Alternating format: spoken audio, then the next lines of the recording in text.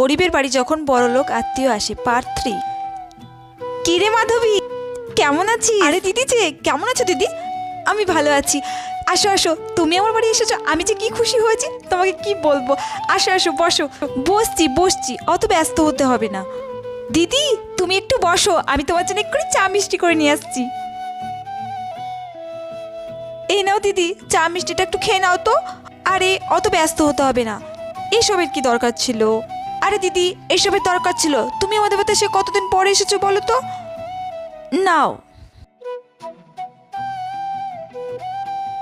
আমি আজ আসি বুঝলি। দিদি আমি কিন্তু টেপির বাবাকে পাঠিয়ে দিয়েছি বাজারে মাংস আনতে, আজকে তোমার জন্য আমি মাংস ভাত রান্না করব। না না, আজ থাকবো না, আজ আসি বুঝলি। আরে দিদি তুমি সে কতদিন পরে এলে বলো তো, আজকে না থাকলে হয়? আজকে তোমাকে থাকতেই হবে। ঠিক আছে, তুই যখন অত করে বলছিস, আমি যাই ওইদিকে রান্না বসাই, তুমি বসো। সাবস্ক্রাইবটা তো করে যেও।